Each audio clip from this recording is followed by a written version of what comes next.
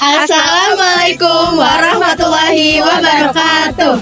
Halo teman-teman semua, perkenalkan kami dari kelompok 2 akan menjelaskan hasil analisis kami terkait organisasi Komdev FEB UNJ.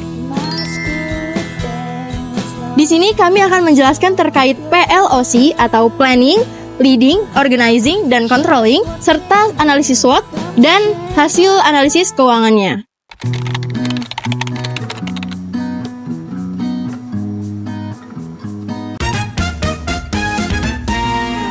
Sebelumnya aku mau bertanya dulu, kakak sendiri namanya siapa?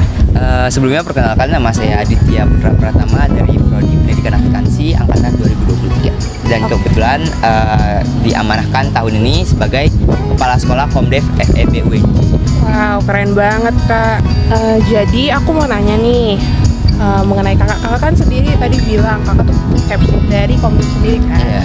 Nah, sebagai pemimpin, kakak sendiri ngegambarin gaya kepemimpinan kakak itu di dalam tim Komdev itu, dan cara memotivasi dan mengarahkan tim untuk berkontribusi besar dalam mencapai tujuan visi misi dari Komdev sendiri itu gimana? Oke, sebelumnya untuk terkait yang pertama itu tentang gaya kepemimpinan.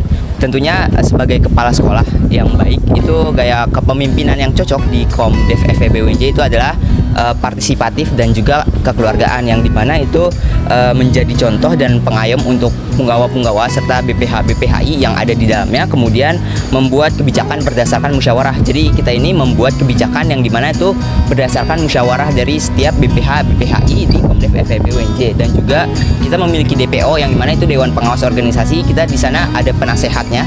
Jadi bagaimana kita memusyawarahkan untuk proker-proker yang akan dijalankan dan berdasarkan visi misi yang telah dibuat. Kemudian menjaga rasa kekeluargaan dan komunikasi terbuka. Tentunya sebagai kepala sekolah kita perlu membuat Komdev ini menjadi organisasi yang memiliki rasa kekeluargaan yang tinggi, agar nantinya dari penggawa-penggawa itu memiliki sikap yang loyal kepada organisasi tersebut. Kemudian yang kedua adalah membangun lingkungan kondusif agar penggawa termotivasi untuk berkontribusi aktif. Nah, di sini kita setelah membuat organisasi ini menjadi organisasi yang memiliki kekeluargaan yang tinggi dan juga tentunya akan menghasilkan loyalitas yang tinggi juga untuk penggawanya. Nantinya dari penggawa itu otomatis akan memiliki etos yang tinggi juga karena memiliki rasa kekeluargaan yang tinggi untuk organisasi tersebut, seperti itu.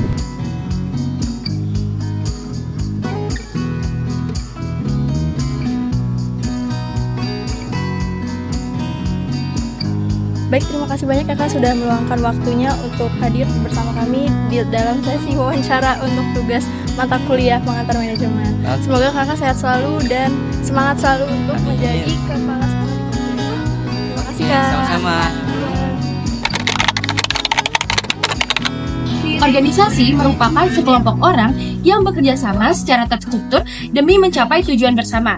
Komdev FEB UNJ merupakan organisasi underbow BEM FEB UNJ, tepatnya di bawah naungan Departemen Sosial Politik. Komdev ini bergerak di bidang sosial, lebih detailnya di bidang pengembangan masyarakat dan juga pengajaran.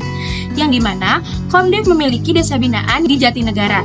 Di sana mereka melakukan kegiatan untuk pengembangan dan pengajarannya.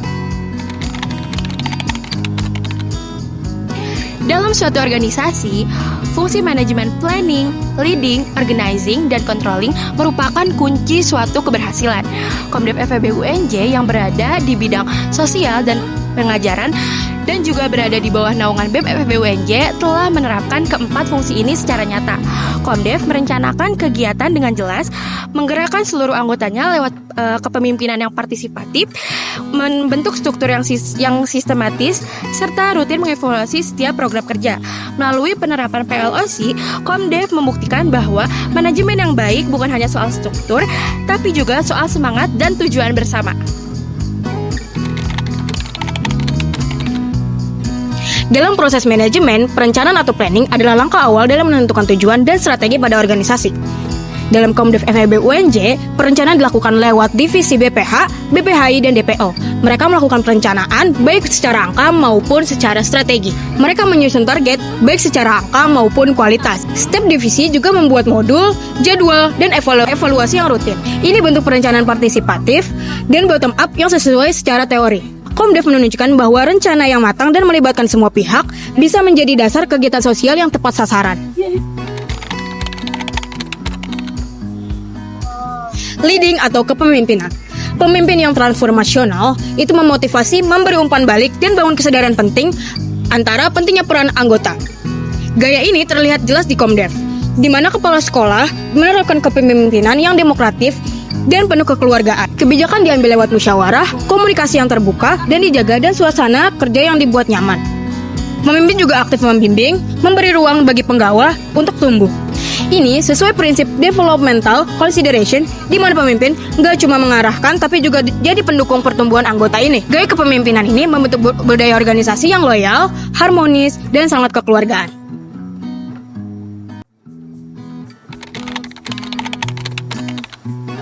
Sebagai organisasi pengabdian masyarakat, Komdev FEB UNJ menerapkan sistem organizing yang sangat kuat dan terstruktur untuk menjamin efektivitas dalam setiap programnya. Struktur organisasi Komdev terbagi menjadi 3 tingkatan, yaitu BPHI, BPH, dan juga 5 divisi. Pada tingkat pertama, yaitu BPHI atau Badan Pengurus Harian Inti, terdiri dari kepala sekolah, wakil kepala sekolah, 2 bendahara, dan juga 2 sekretaris. Kepala sekolah menjadi wadah bagi organisasi di hadapan pihak luar, sementara wakil kepala sekolah menjadi ritme dalam kekompakan internal. Untuk sekretaris mengelola dokumentasi dan juga administrasi, sementara bendahara memastikan keuangan berjalan dengan lancar dan transparan. Pada tingkat kedua, yaitu ada BPH atau Badan Pengurus Harian. Di bawahnya terdapat kepala dan wakil kepala divisi dari setiap bidang yang ada di Komdev FEB UNJ. Mereka bertugas menjalankan program harian dan fokus pada tugas masing-masing divisi. Selanjutnya ada 5 divisi. Yang pertama ada pengembangan masyarakat, berfokus langsung kepada masyarakat, terutama masyarakat di desa binaan. Yang kedua ada divisi kurikulum yang bertugas untuk menyusun dan mengatur proses pembelajaran di setiap minggunya. Yang ketiga ada PSDM yang merancang kaderisasi dan menjaga semangat anggota. Yang keempat, dana kreatif, mencari serta mengelola sumber pendapatan Komdev FEB UNJ. Dan yang terakhir, media komunikasi, mengelola media sosial dan seluruh komunikasi visual Komdev FEB UNJ. Untuk koordinasi dan pengawasannya, koordinasi antar divisi dijaga lewat forum musyawarah rutin yang membahas kebijakan, target, dan evaluasi kerja. Selain itu, terdapat Dewan Pengawasan Organisasi atau DPO yang berperan sebagai pengawas sekaligus pemberi masukan demi menjaga transparansi dan akuntabilitasi Komdev FEB UNJ.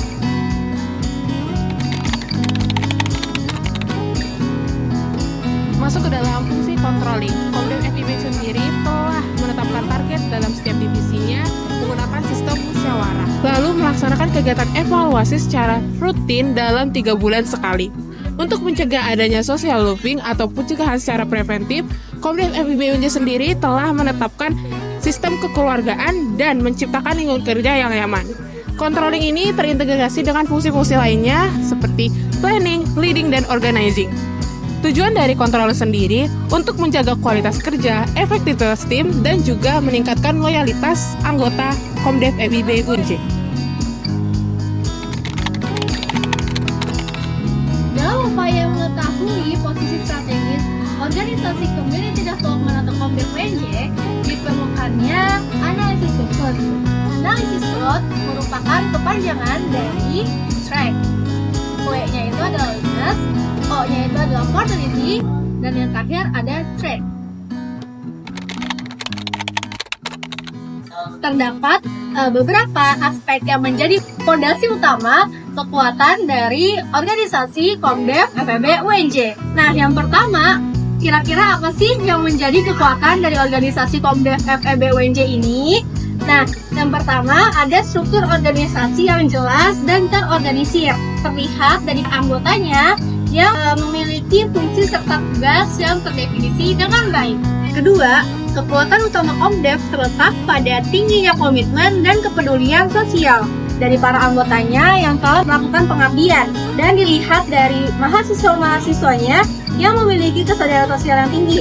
Lalu yang ketiga, ada daya kreativitas dan inovasi yang tinggi. Lalu yang terakhir, membangun reputasi yang baik dan pelaksanaan kegiatan pengabdian masyarakat. Nah, rekam jejak organisasi ini dalam melaksanakan kegiatan sosial telah menciptakan kepercayaan dari berbagai pihak, baik dari mitra eksternal seperti lembaga pemerintah dan swasta maupun masyarakat yang menjadi sasaran langsung. masuk ke dalam kelemahan Komdef FIB UNJ, di mana Komdef FIB UNJ sendiri sudah menetapkan struktur organisasi yang kuat. Namun masih ada terdapat permasalahan internal Komdef FIB UNJ, termasuk perbedaan pendapat antara BPH dan BPHI yang akhirnya mengganggu dalam pengambilan keputusan secara cepat.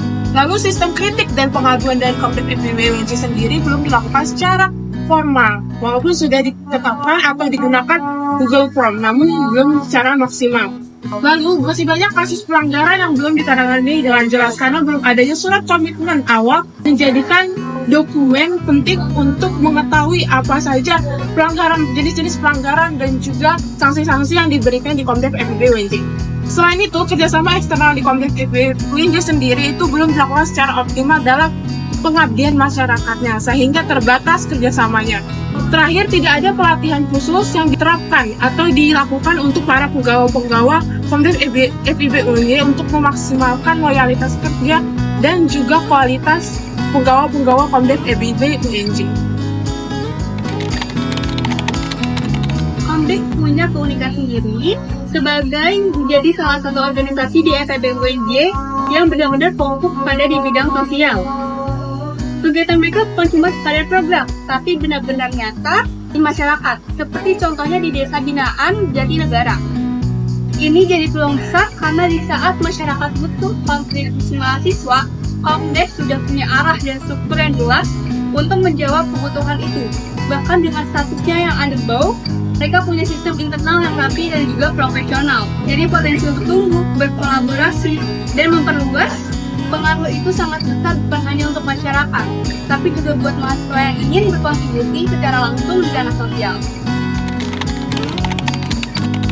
Dalam analisis SWOT, strategi ini mengacu pada faktor yang memang bisa mengganggu stabilitas organisasi, seperti contohnya ada konflik internal ataupun rendahnya motivasi.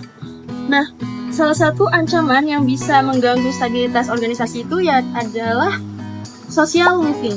Social moving ini kondisi di mana ketika ada anggota organisasi yang mengurangi kontribusinya.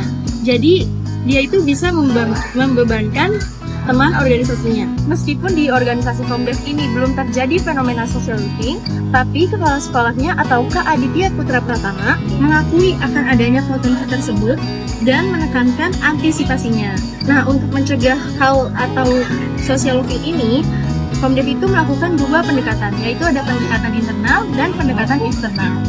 Nah, salah satunya itu dengan cara apa? Dengan cara menciptakan lingkungan yang memang nyaman bagi anggotanya. Kemudian juga memilih para pengurus yang kompeten sehingga bisa membangun rasa kekeluargaan, rasa solidaritas yang akhirnya itu bisa mendorong para anggota organisasinya itu agar bisa loyalitas dan meningkatkan etos kerjanya. Komdef FIB UNJ menerapkan perencanaan anggaran yang jelas di awal setiap program kerja, yang dimana setiap kepala divisi dan wakil kepala divisi akan menyampaikan estimasi anggaran yang nantinya akan direkap oleh bendahara. Selisih anggaran yang belum terpenuhi nantinya akan ditangani oleh divisi dana ekonomi kreatif melalui berbagai mekanisme pendanaan eksternal, seperti penjualan jasa dan barang. Contohnya seperti pada program kerja dan dana ekonomi kreatif, yaitu salah satunya ada Komdef Fund yang menjual jasa isi kuesioner, aplikasi premium, paid promote, dan open pre-order. Tentunya pengelolaan keuangan Komdef FIB UNJ dilakukan oleh dua penggawa internal, yaitu bendahara, dengan pembagian tugas yang spesifik. Bendahara pertama bertugas untuk mengelola dana internal melalui rekening bank. Lalu bendahara kedua bertugas untuk mengelola dana eksternal melalui e-wallet. Dengan pencatatan transaksi yang menggunakan spreadsheet, yang dimana hanya dapat diakses oleh bendahara.